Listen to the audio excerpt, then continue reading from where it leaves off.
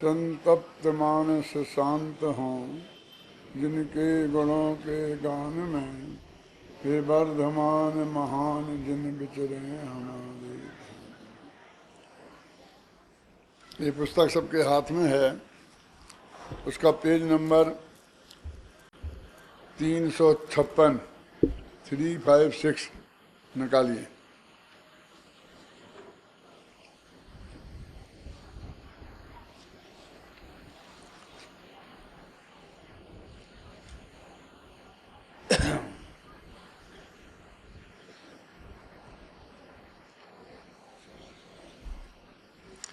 एक छंद है, उसे पढ़िए।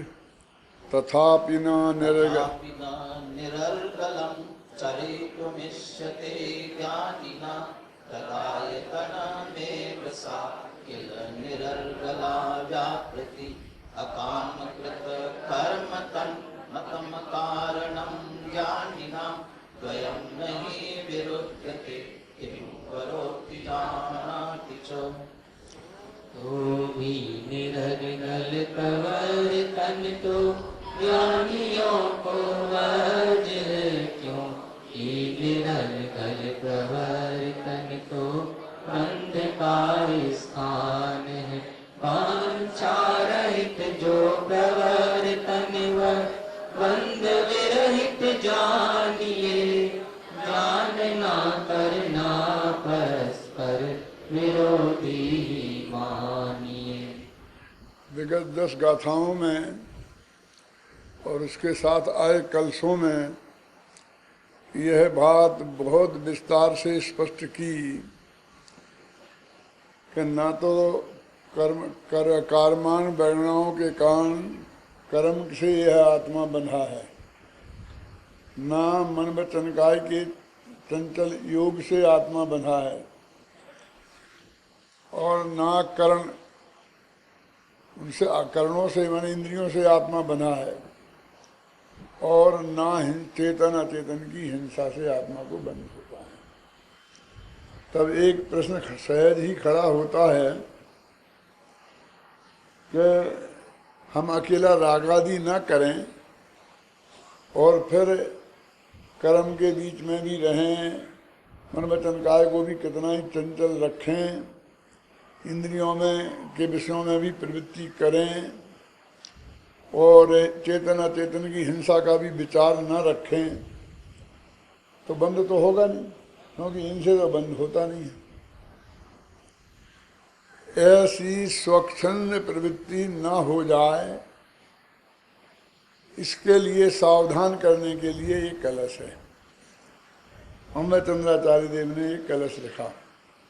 कुंद के समय में तो शायद ऐसे अज्ञानी लोग नहीं रहे होंगे कि उन्हें ज़्यादा उसकी चिंता करने की आवश्यकता पड़ती, लेकिन अम्बे चंद्र तक आते आते ऐसे लोग मिल गए होंगे। फिर क्या है, मौज मस्ती करो, भरी पल्ली ओढ़ो, भिंगोड़ा खाओ, मुख चले जाओ। अच्छा सस्ता धर्म है, सदाचार की जीवन में आवश्यकता नहीं है। तो उनके लिए ये कलश लिखा है कि तथापि न निरर्गलम चरितुम इष्यते ज्ञानिनाम। ऐसा होने पर भी ज्ञानियों को निरर्गल प्रवृत्ति नहीं करना चाहिए, अथवा ज्ञानी जन निरर्गल प्रवृत्ति नहीं करते हैं। तथापि है ना, एक कलश तथापि से शुरू होता है, और आप भाषा को यदि थोड़ा बहुत भी जानते हैं तो तथापि हमेशा यद्यपि के बाद आती है। यद्यपि नहीं हो तो तथापि आ ही नहीं सकता। तो यद्यपि में क्या है फिर? यद्यपि में ये है कि यद्यपि कर्मों से आत्मा नहीं बंधा है, यद्यपि मन वचन काय की चंचलता से भी आत्मा नहीं बनता है, यद्यपि कर्णों के उपयोग से भी आत्मा नहीं बनता है, और चेतन अचेतन की हिंसा से भी आत्मा नहीं बनता है। ये 4 यद्यपि लग गई, और उसके बाद तथापि आया है।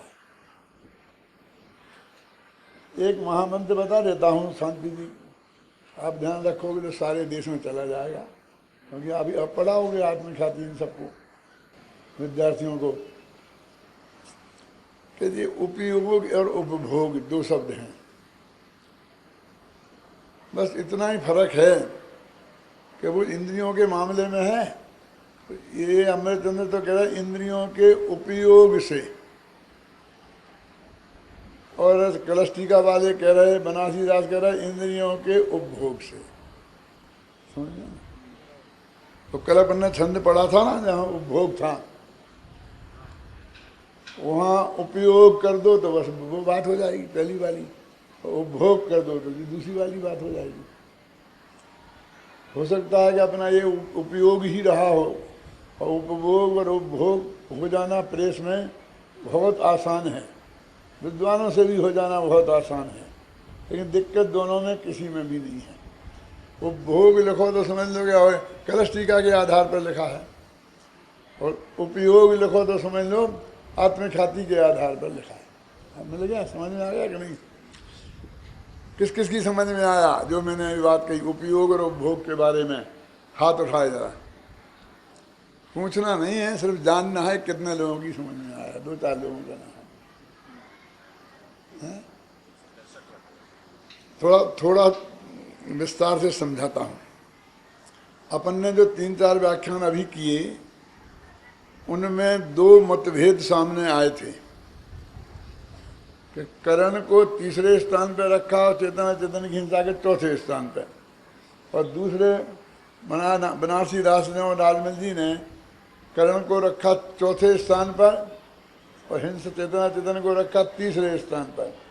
और इन्होंने करण का उपयोग किया करण इंद्रियों के उपयोग, इंद्रियों का उपयोग माने पर को जानने में उपयोग किया, और उनने लिखा उपभोग माने इंद्रियों से 5 इंद्रियों के विषयों को भोगना। इंद्रियों के 2 काम हैं भाई साहब। इंद्रिय वाले पाठ में आपको पढ़ाया जाएगा, अभी मेरे नहीं पढ़ाया होगा, कि इंद्रियों के 2 पक्ष होते हैं, ज्ञेय पक्ष और एक भोग पक्ष। माने इंद्रियां 2 काम आती हैं हमारे, कि आत्मा इनसे जानने का भी काम करता है और मजा लेने का काम भी करता है। अच्छा, हम आँख से क्या है सामने ये देखने का भी काम करते हैं, और जब हम कोई सुंदर दृश्य देखना चाहते हैं सिनेमा के या कोई भी, तो हम उसे इंद्रिय चक्षु इंद्रिय का वो भोग है। कान इनसे सुनना, प्रवचन सुन रहे हैं, ये है इसका उपयोग। और भैया इनका गला कैसा है, कोई अच्छा जो गला वाला हो वो बोले तो मजा आ जाता है। तो तुमने समय सार सुन के भी 5 इंद्रियों के भोग भोगा, क्योंकि तुम्हें समय सार भी मीठी भाषा में चाहिए, मधुर कंठ से चाहिए। और जिनका अब सद्भाग्य कहें चाहे दुर्भाग्य कुछ भी कह लेना, कंठ बहुत अच्छा है, वो लोग उसका उपयोग अपने प्रवचनों में बहुत करते हैं जनता को रिझाने के लिए। मेरे हिसाब से उन पर प्रतिबंध लगाना चाहिए। क्यों कि जो हम समझने समझाने का काम कर रहे हैं वे उसे उपभोग की वस्तु बना देते हैं। आप कह सकते आपका ठीक नहीं है इसलिए आप ऐसा कहते हैं।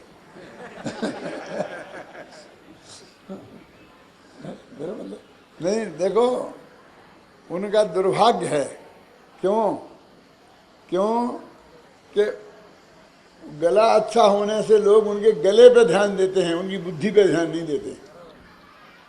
उनने अपनी बुद्धि के विवेक से जो तत्व का मर्म आपको समझाया है उस पर आपका ध्यान नहीं जाता, और उनके गाने पे ध्यान जाता है।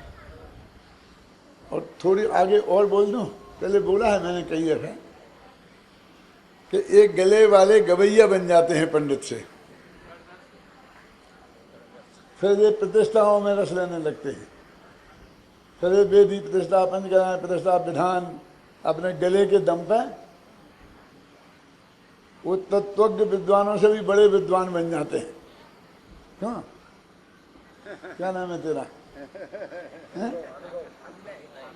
हाँ, अभिनय है, वही है ना जिसका मैं सही जगह पूछा। समझ गया ना, उनका रस उसमें ज्यादा होता है। समाज बुलाता भी उन्हें इसीलिए है। क्या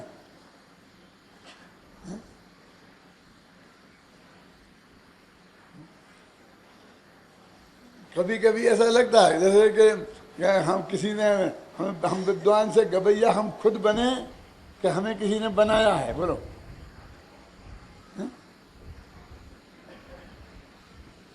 माने वो इस लाइन में चले जाते हैं, फिर उनका तात्विक अध्ययन कमजोर हो, जिनका कमजोर हो जाता उनकी बात कर रहा हूं मैं।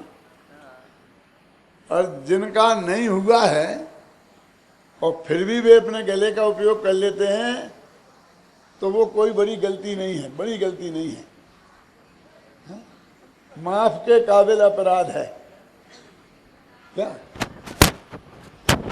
लेकिन जो सचमुच उस तत्व ज्ञान की धारा से अपने को अलग कर लेते हैं, वो तो उनका तो सचमुच उनके अभाग्य की महिमा तो हम कह नहीं सकते कि इतना वीतरागी परम तत्व ज्ञान प्राप्त होने के बाद भी उन्होंने उसको अपनी वर्ग का अंग नहीं बनाया और उस दूसरी चीज को अपना अंग बनाने की कोशिश की। तो देखो कहते हैं उपभोग और उपयोग का अंतर अब तो समझ में आ रहेगा कि नहीं है? फर्क कुछ नहीं है, क्योंकि दोनों ही चले आए ना धारा में। उपभोग किया हो तो समझ लेना वो बनारसी दास से लिया है, इंद्रियों का उपभोग। और उपयोग करे तो, और उपभोग के भी दो ही अर्थ होते हैं। जानना भी ये उपभोग ही है एक तरीके से, पांच इंद्रियों का के द्वारा। क्योंकि पांच इंद्रियों के माध्यम से जो आत्मा का जानना होता है, वो आत्मा का तो होता नहीं, वो तो पौद्गलिक रूप रंग का ही होता है। इसलिए वो भी एक तरह से उपभोग ही है। लेकिन इस जगत में वो आनंद लेने वाला जो पक्ष है इंद्रियों के माध्यम से, उसकी जितनी निंदा करो जगत बर्दाश्त करता है। और वो जानने वाला पक्ष है, उसके बारे में कुछ कहो तो लेने के देने पड़ जाते हैं। गजब हो गया, फिर हम तुम्हारा समय सार ही नहीं सुने इन कानों से, तो नहीं सुने, फिर हम समय सार नहीं पढ़े इन आंखों से, ये भी पाप हो गया हमारी आंखों का। क्या इसमें क्या हो गया कि तुमने भैया इनने क्या क्या किया कि तुम्हें आत्मा की शोध में यहां ले गई, ये आत्मा की शोध में यहां नहीं ले गई। क्या कान से सुना और आंख से पढ़ा, तो आंख की आत्मा की शोध में शास्त्रों की तरफ ले गई, प्रवचनों की तरफ ले गई। और कुंद कुंद को लिखना पड़ा, शास्त्र ज्ञान नहीं है क्योंकि शास्त्र कुछ जाने नहीं, शब्द ज्ञान नहीं है क्योंकि शब्द कुछ जाने नहीं। जो कुछ नहीं जानते हम उनसे जानना चाहते हैं।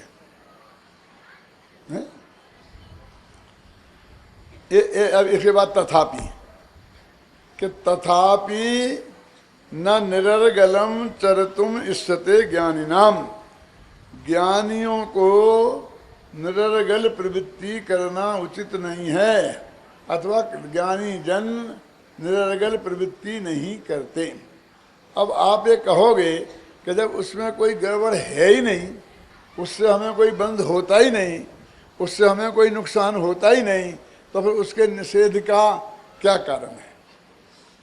बहुत मार्मिक बात है। तद आयतन में साकिल निरर्गला व्यावृत्ति, कहते वो उसके आयतन हैं। ये आयतन क्या होता है? 6 अनायतन तो सुने होंगे आपने, अनायतन सुने लेकिन आयतन नहीं सुने। क्यों? ये मंदिर क्या है? आयतन है ना, धर्म आयतन, समझे ना। आयतन माने घर, धर्म का घर।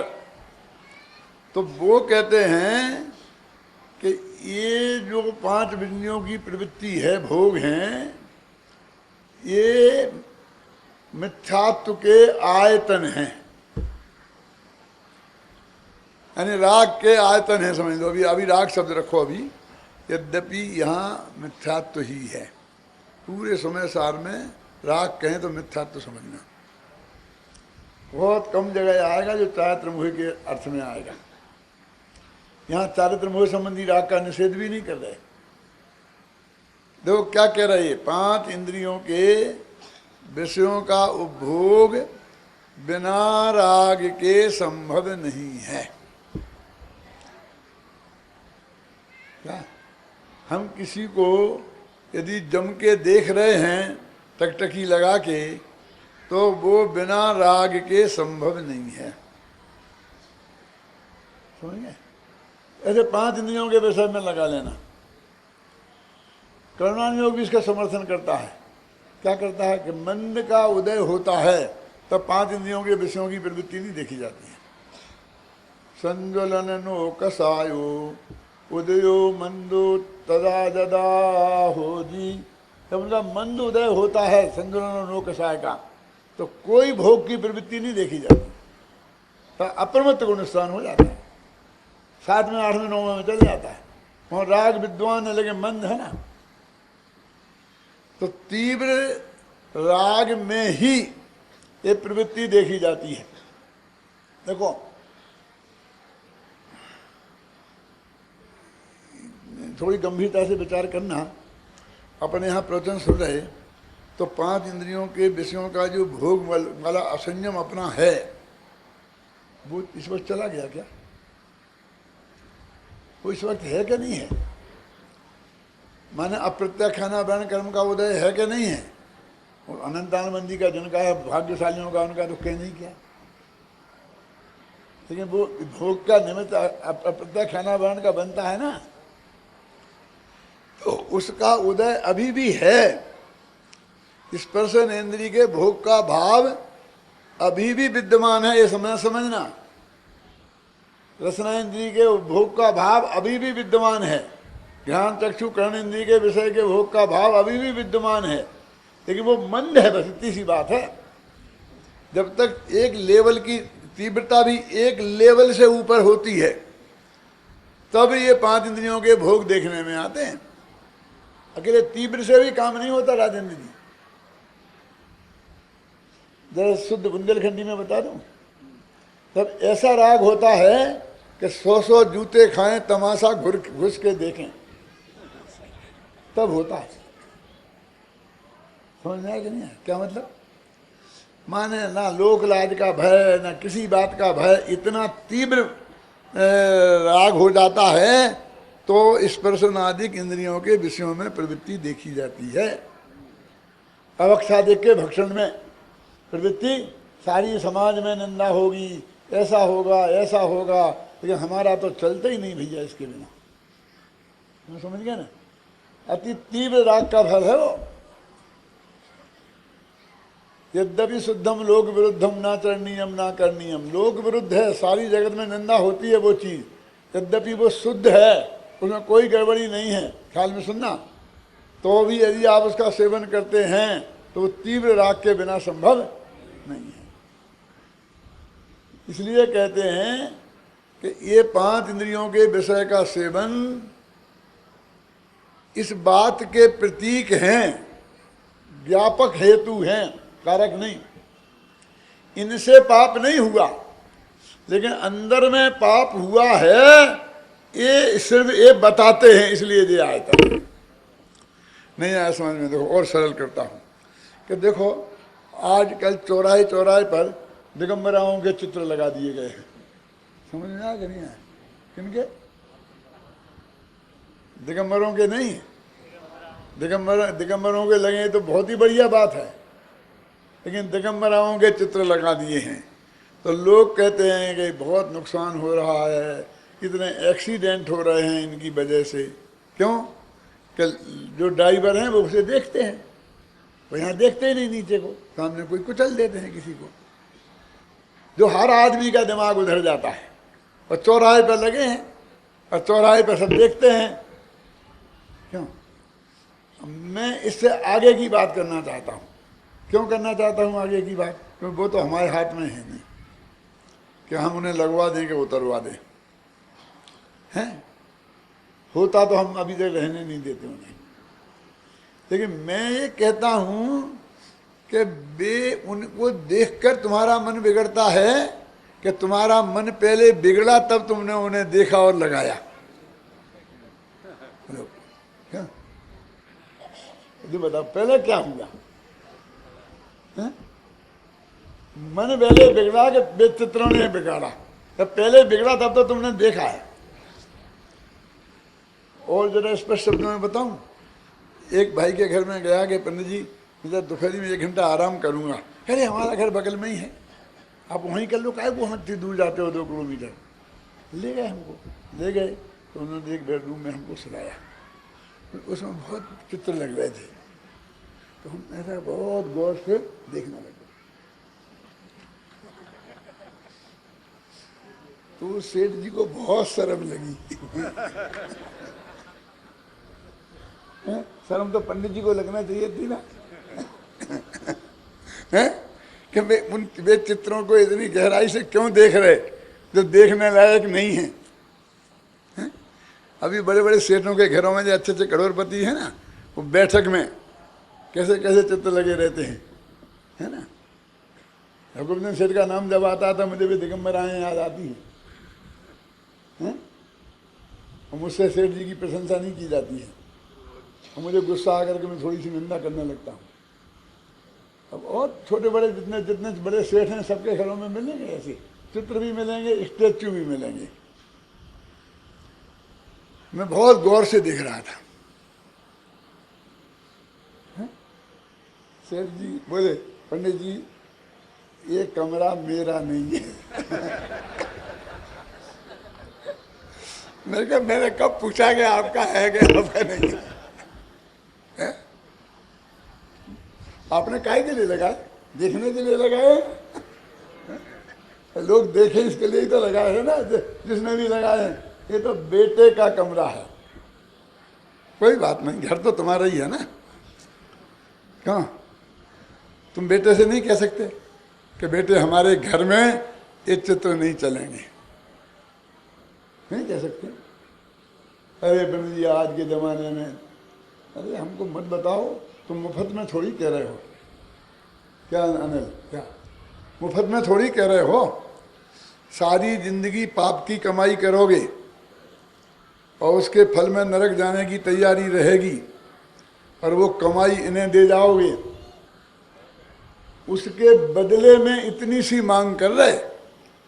कोई मांग जितना तुम दोगे, क्यों जितना तुम दोगे उसके तुलना में मांग कितनी छोटी सी है, क्यों? और फिर भी बच्चे नहीं मानेंगे। कह दो कि मेरी संपत्ति में से एक हिस्सा नहीं मिलेगा तेरे को, सब मकरोनिया के मंदिर को दे जाऊं। घबराना नहीं, टोटल विस्मारक नहीं कह रहा हूं। एक दफे कहो तो जरा ताकत लगाकर, कैसे नहीं हटते हैं वो। मुफ्त में थोड़ी कह रहे। जब तुम किसी मंदिर को दान देते हो, तीर्थ को दान देते हो, तो 1000 शर्तें लगाते हो ना। मेरा नाम लिखवाना पड़ेगा, मेरा फोटो लगवाना पड़ेगा, इतनी ऊंचाई पे लगवाना पड़ेगा, इतने बड़े अक्षरों में लगवाना पड़ेगा, अखबारों में देना पड़ेगा, मेरे गले में मालाएं डालनी पड़ेंगी। क्यों? कितने कितने शर्तें लगाते हो? बोलो, यहां लगाओ एक शर्त। सच्ची बोलो, तुमने एक दफे भी बेटे बहू से कहा है कि ये हमें पसंद नहीं है? वो तो सच्ची बात तो ये है कि तुम्हें पसंद है, लेकिन खुद के में नहीं लगा सकते, शर्म लगती है, कोई क्या कहेगा। तो बेटी हम धोती कुर्ता वाले हैं पंडित, तुम हमको ऐसा वैसा नहीं समझना। हम भी रंग बिरंगे कपड़े पहनने के शौक कहाँ पूरा करते हैं अपने पोते पोतियों के लिए। वो पोते पोतियों को लाके रंग बिरंगे कपड़े ला करके पहनाते हैं और देख देख के खुश होते हैं, क्योंकि हम तो पहन नहीं सकते। नहीं, दुनिया क्या कहेगी पंडित जी को।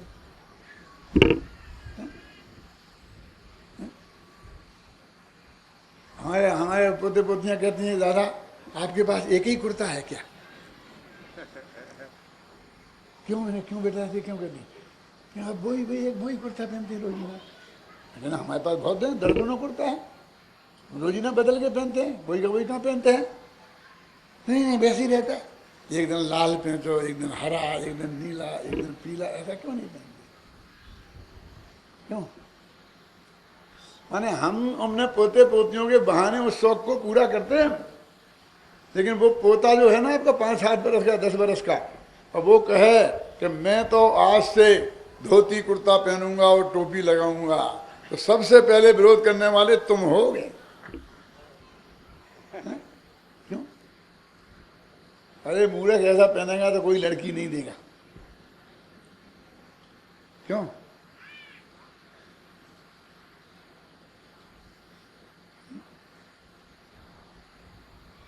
हमारा ही मन में पाप है। मैं ये कहना चाहता हूं, पहले पाप मन में आया है तब ये गंदे फोटो लगे हैं। इन गंदे फोटुओं को देखकर पाप नहीं, मन में पाप भाव नहीं आता। ये पाप के आयतन हैं, ये धर्मायतन है तो वे पाप के आयतन है। तो वो कहते हैं कि यद्यपि इनसे उन चित्रों की ताकत नहीं है कि वे हमारे मन को गंदा कर दें। ध्यान से सुनना, चित्रों की ये ताकत नहीं है। हम अपने घर में से तो हटा सकते हैं इस कीमत पे कि तुम्हें हम एक पैसा नहीं देंगे, क्यों? लेकिन मोहल्ले में से कहाँ हटाएंगे? इस चौराहे पे से कहाँ से हटाएंगे? सारी दुनिया पर तो हमारा कब्जा है नहीं, दुनिया को तो हम कुछ दे नहीं रहे।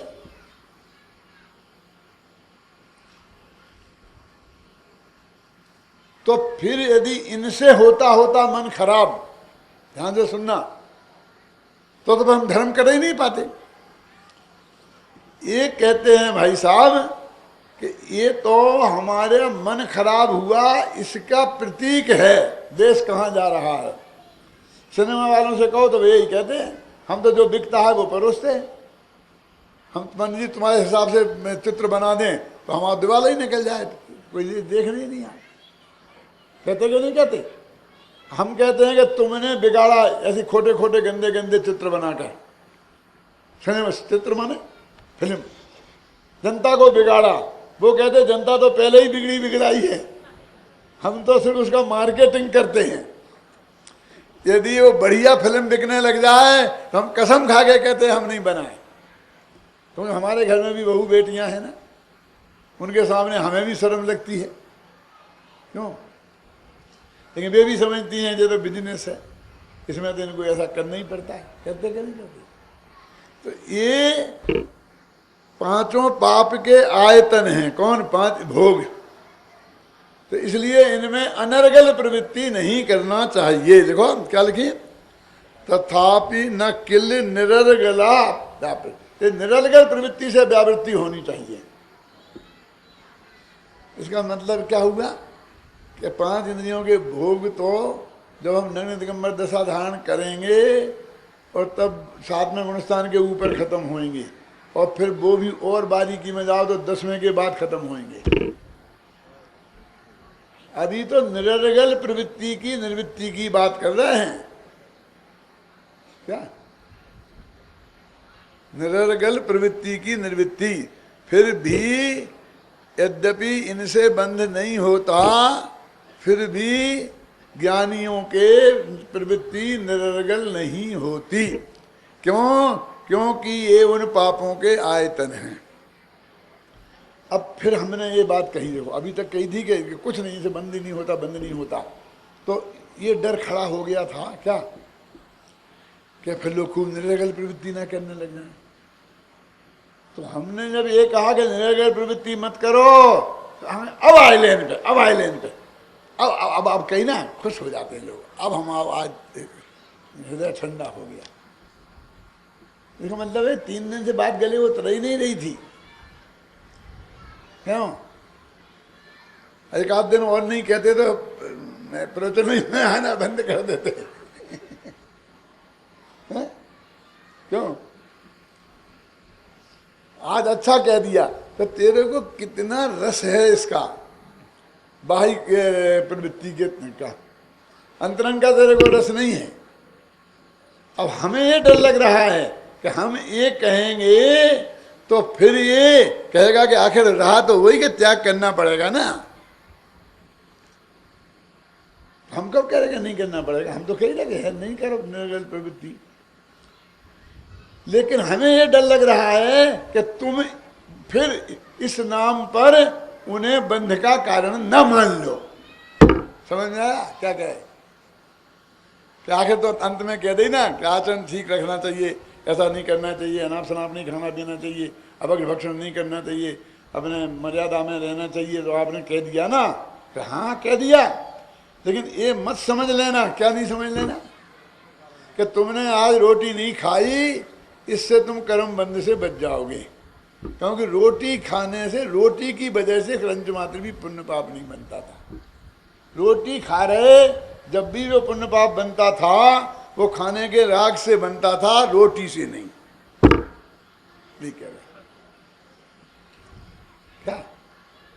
अब ऐसे स्पर्शन इंद्री के वो क्या कह रहे हैं कि उस वक्त जो तुम्हें पुण्य पाप बंधा विषय भोग के काल में, क्या कह रहे सुनो, वो तत्संबंधी राग के कारण बंधा है, उस भोग क्रिया के कारण नहीं बना। फिर वो कहे कि नहीं नहीं ठीक है वो क्रिया तो करेंगे पर हम राग नहीं करेंगे, कि बेटा ऐसा संभव ही नहीं है। क्या ऐसा लोक में संभव ही नहीं है? ऐसा संभव है? बोलो कि मुझे बहुत गुस्सा आ रहा है, कि किस पर? कि किसी पर नहीं, बस वैसे ही आ रहा। हवा में गुस्सा किसी को आता है? उसका कोई ना कोई आश्रय बस होता है। समझिए ना, लोभ होता है किसका?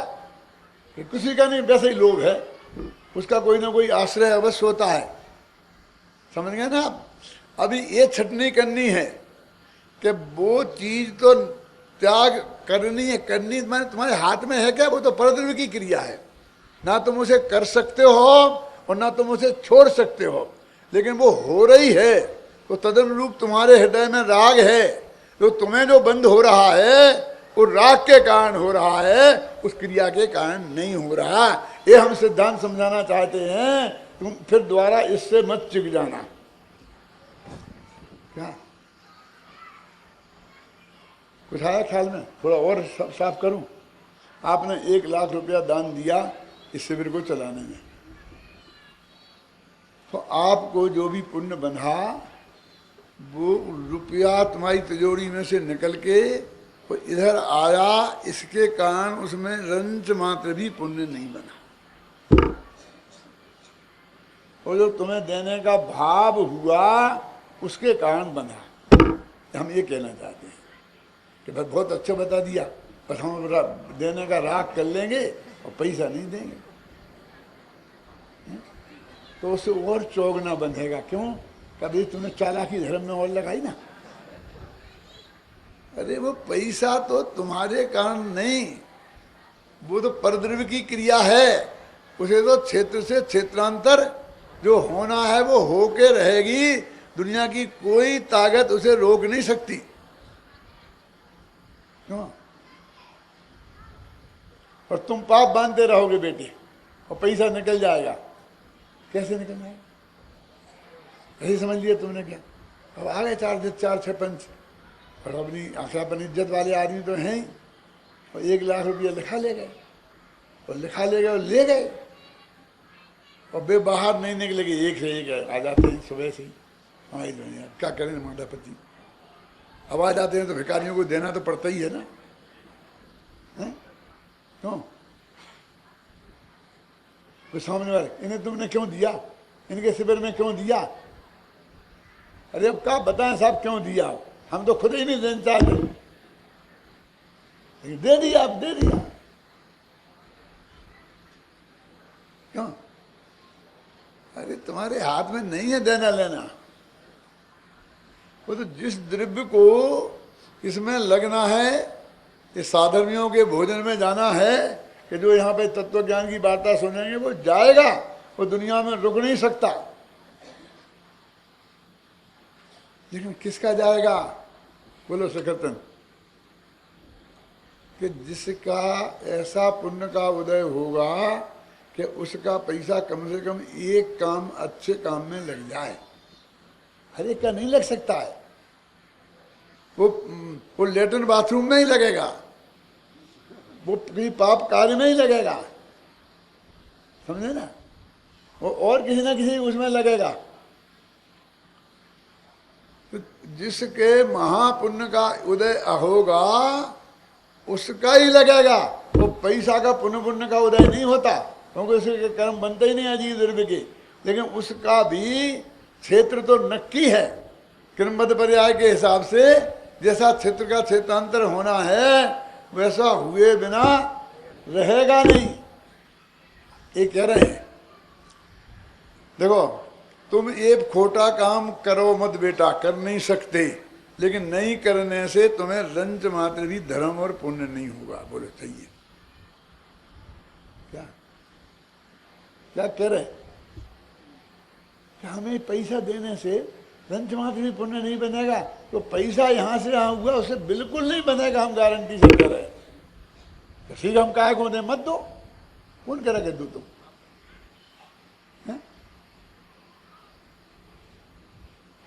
जो तुम्हारा वो भाव हुआ है ना, वो पुण्य पाप का संबंध तो उस भाव से है। बंधे एक राग आदि अशुद्ध उपयोग से, कितनी बीच में बारीक रेखा है। जैन धर्म तलवार की धार पर चलने जैसा है। रतन साहब में लिखा था, साम भाम वो बत, श्रद्धा के लिए लिखा है ना, क्या तलवार की धार के समान श्रद्धान होना। तलवार की धार के समान श्रद्धान समझते हो? क्योंकि श्रद्धान में गड़बड़ करोगे तो वो गर्दन कट जाएगी तुम्हारी। जैन धर्म में गर्दन काटने की कहां से लाए? तो क्या देखो बताता हूं, ये समय सार है ना, अभी इतना चौड़ा है, इस पर इसे रखना है, तो बोले रुक गया कि नहीं रुक गया? अब इस पर इसे रखना हो तो थोड़ा कठिन है ना। देखो देखो, फिर समझ में आया ना? तो बैलेंस ज्यादा करना पड़ेगा कि नहीं? अभी इसको ऐसा करो, समझ दिख रहा है सबको कि नहीं? नहीं दिख रहा हो तो मैं कल से ऊपर बैठूंगा। देखो दिख रहा? अब रोको, रुक तो सकता है, कितना बैलेंस चाहिए? वजन दोनों तरफ बिल्कुल बराबर होना चाहिए, समझ में आया ना? अब तलवार की धार लाओ और उसे ऐसी खड़ो और उसके ऊपर रख के टिका के बताओ। यह है जैन धर्म तलवार की धार के समान। इसमें क्या हुआ? इसमें ये हुआ कि जरा में ये कहो कि इससे पाप बंद नहीं होता तो भोगने को दौड़ता है, और ये कहो कि बंद होता है तो तत्व बिगड़ता है, क्योंकि उससे बंद तो होता नहीं। एक द्रव्य को दूसरे द्रव्य को बंद का कारण मान लेता है। अब हमको ये समझाना है कि तुमको ये पाप प्रवृत्ति छोड़ना तो है और उससे तुम्हें कुछ भी धर्म नहीं होगा। तो कहते काय को छोड़ेंगे? तो कितना कठिन काम हो गया हमारा। जो हम लोभ दे सकते होते कि तुम्हें स्वर्ग मिलेगा, मोक्ष मिल जाएगा,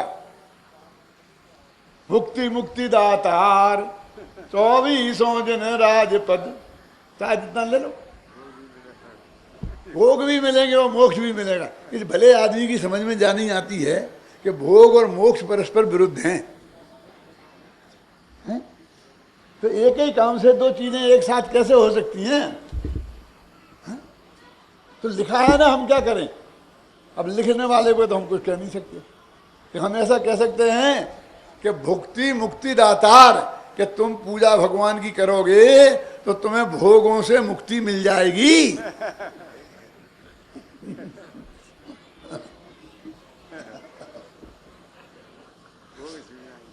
क्यों भैया? अब तो ऐसा हो सकता है कि नहीं?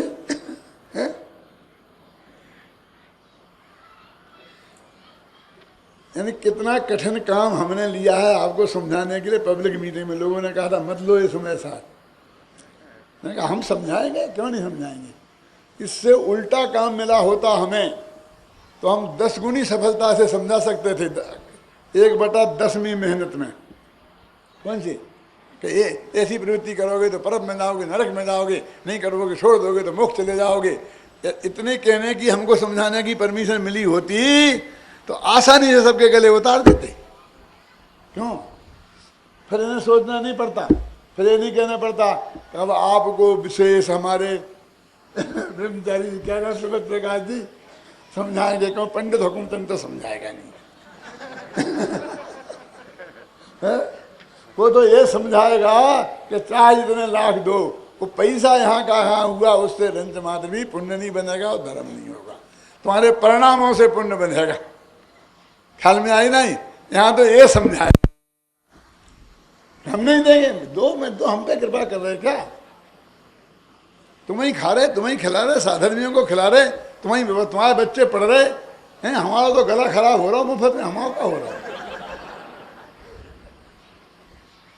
ये 400 बच्चे पढ़े, 550 बच्चे किसके हैं? किसके हैं बोलो? इसी एक एक बच्चे को जब तुम किसी कॉलेज में भर्ती कराने जाओगे तो वहाँ पर डोनेशन के नाम पर 5-5 लाख की घूस देनी पड़ेगी बेटा, देनी पड़ेगी कि नहीं देनी पड़ेगी? और यहाँ रूखी रोटियाँ देने के लिए रोते हो, इसके लिए तुम्हें धन्यवाद चाहिए, और पंडित हुकुमचंद से इस भव में तो नहीं मिलेगा। क्या देखो भाई क्या कह रहे? तथापि ना निरर्गल चरतुम इष्यते ज्ञानी नाम, ज्ञानियों की प्रवृत्ति निरर्गल नहीं होती। हिंदी में पढ़ लो, तो भी निरर्गल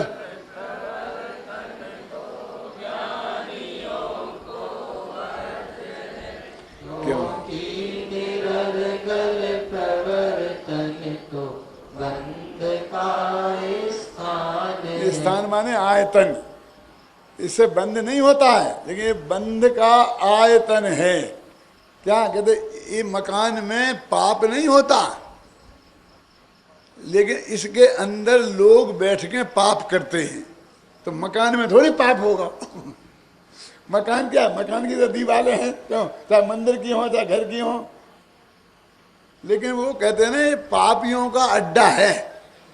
कोई ऐसी जगह हो ना जुआरियों का, जहाँ जुआ खेलते हो, बेस्याओं का घर है, तो वो बोलते हैं ना, तो घर में थोड़ी बेस्यापन घुस गया। ये जो प्रवर्तन, अनर्गल प्रवर्तन है, ये पाप का, पुण्य पाप का आयतन है, बंध का आयतन है। क्या नहीं ना? वांछा रहित जो प्रवर्तन बंध विरहित जानिए, जानना करना परस्पर विरोधी मानिए। कितने माने में एक बात कह रहे हैं, देखो वांछा रहित जो प्रवर्तन, अब ये और भी ज्यादा कठिन हो गया कि अभी तो कह रहे कि वांग से जो प्रवर्तन हुआ तो वो वांछा हुए बिना हो ही नहीं सकता। कह रहे थे ना 1 मिनट पहले कहा था दादा, तो इच्छा के बिना वो प्रवर्तन हो ही नहीं सकता। और अगली लाइन में कह रहे कि वांछा रहित प्रवर्तन, लिखा क्या नहीं लिखा? अभी ऊपर स्याही नहीं सूखी और नीचे ये लिख दिया। अब ये श्रद्धा की अपेक्षा बात है कि श्रद्धा में वांछा माने कांक्षा, कांक्षा माने निकांक्षित अंग, निकांक्षित अंग माने सम्यक दर्शन का अंग, माने श्रद्धा गुण की पर्याय।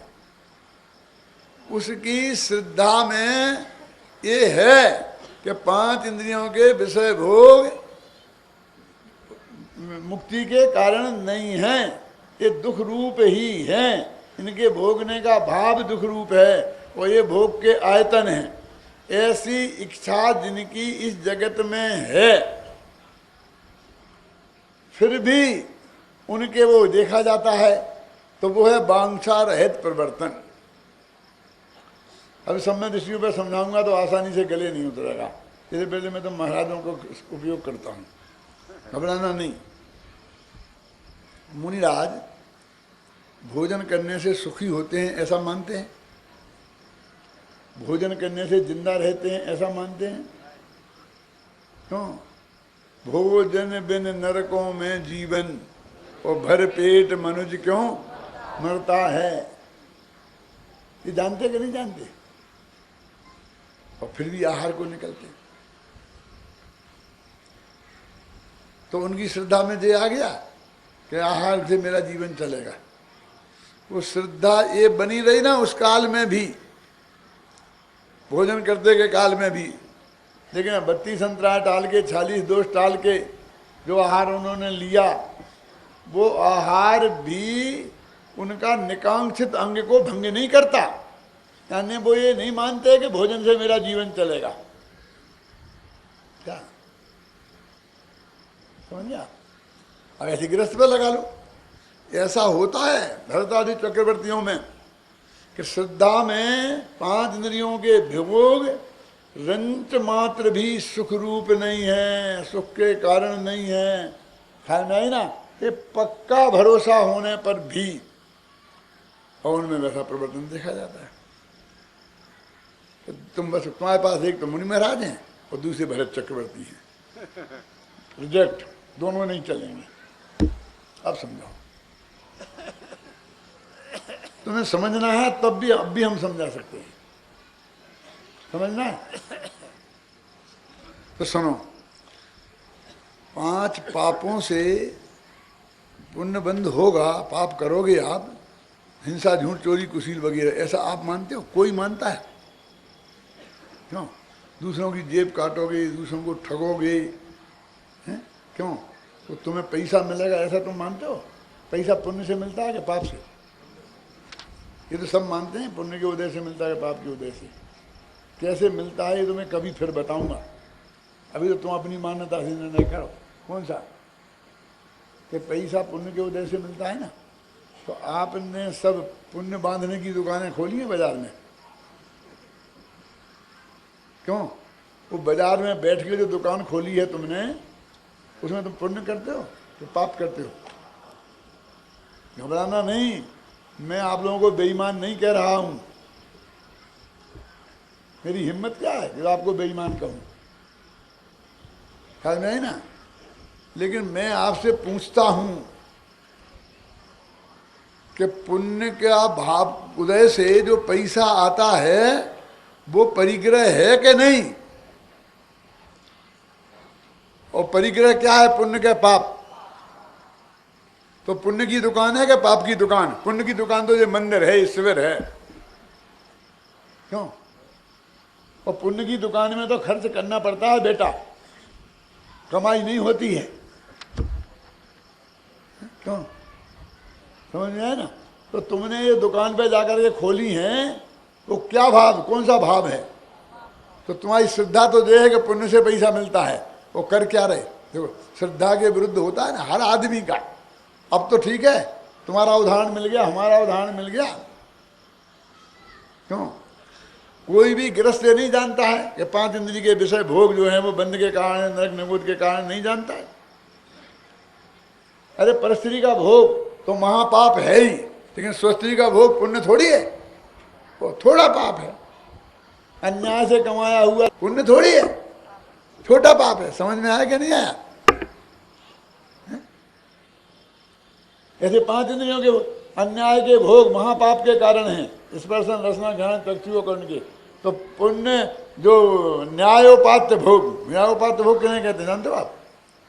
जैसे अनुवृत्ति है कोई, तो वो ब्रह्मचर्य अनुवृत्त है ना, तो उसमें उसको स्वस्थी को भोग की परमिशन है क्या नहीं? शुद्ध सात्विक भोजन की परमिशन है क्या नहीं? माने मर्यादा के भीतर उसे 5 इंद्रिय के भोग भोगने की परमिशन शास्त्र में है क्या नहीं है? तो उनसे पुण्य बनता होगा कि पाप? थोड़ा कम बनता होगा, तीसरी तो बात है। बंधे ही है, और पुण्य भी बन जाए तो बंधते ही तो है, छूटता तो नहीं है। धर्म तो छूटने का नाम है। कौन लिखा? कहाँ लिखा धर्म छूटने का नाम है? संसार दुखता सत्वान यो धरती उत्तम है सुखे। संसार के दुखों से छुड़ाकर जो उत्तम सुख में पहुंचा है उसे धर्म कहते हैं। ये छुड़ाने की बात है। संसार से छुड़ाएगा तो पैसा लेके जाएगा, संसार से छुड़ाएगा, संसार से निकालेगा तो स्त्री पौत्र मकान के साथ में जाएगा। मैंने पहले एक 12 भावना लिखी थी जो खो गई, उसमें एक पंक्ति लिखी थी, ले दौलत प्राण प्रिया को तू मुक्ति ना जाने पाएगा। यदि एकाकी चल पड़ा नहीं तो यहीं खड़ा रहे। अकेला ही जाना पड़ेगा। कौन सी भावना में लिखा हुआ बेटा ये? एकत्व भावना में। अकेला अकेला अकेला अकेला। अरे भैया मोक्ष में भी अकेले ही जाना पड़ेगा। तुझे अकेलेपन से इतनी घृणा क्यों हो रही है? इसमें लिखा था मैंने क्या, एकत्व तुम्हारा साथी है, लो चलो अरे चैतन्य राज, आया ऐरावत हाथी है। एकत्व ऐरावत हाथी है, उस पर बैठो, लो चढ़ो अरे चैतन्य राज, आया ऐरावत हाथी है। एकत्व कोई बुरी चीज नहीं है। कैसे नहीं है आप अकेला तरह मरे अकेला हो, क्या करना तुझे? साथी चाहिए। कितने साथी चाहिए बोल? अकेला पैदा हुआ इसका तुझे दुख है क्यों?